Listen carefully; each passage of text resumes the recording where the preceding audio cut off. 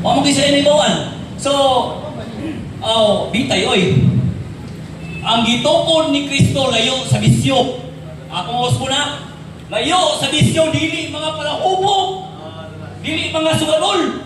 Sumala sa kingon niya, within and against the faith, commandment by the killing, drugs, drunkenness, di gid pala mubog. So, nindot kayo inyong tawag pagtulunan. Kaya ano, mismo yun, ang imprimatur si Father Jeronimo o Diwa, no?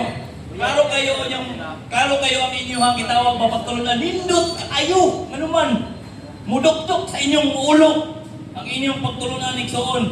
Isa pa igsoon, kung atong tanahon yun ang inyong tinuod na doktrina, wala yun muhaong sa tinuod. Ano man, kung atong idagan diri sa gitawag ko katong ipangutanan ako siya kay na ba? Ipangutanan ko siya kay na ba? Nga ang limpyo nga iglesia, matod pa niya ang limpyo nga wala siya nagbase sa limpyo nga iglesia. So unsa di ang iglesia nga kanaganing gitawag ni mga tinuod nga gitukod yun ni Kristo sa pangalan lang o sa gitudlog yun ni Kristo. Kana ang pangutanahan na para gina sa tanan, no? Para gina sa tanan.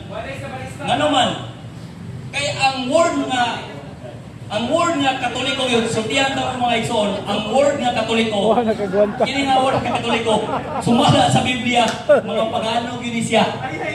Nagsunod yun din sila sa mga pagtulunan sa mga pagano. Kini, ipakita na ko siya asa man to, asa man to. Ito di pagawas ito mga referensya. Basta nanto sila nga nagatik-atik lang ta.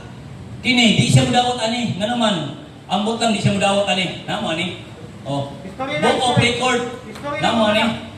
Kining iglesiyahan ni mao ni nag-iya sa bakak nga pagtulunan.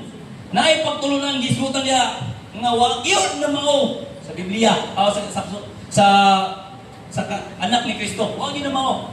Ano man? Daghan kayo pagtulunan nga buhat sa tao. Buhat sa tao mga igala, no? So makaingon jud ko kung tinuod man ang inyong iglesia bilang Seventh-day Adventist, I'm willing na mubalhin na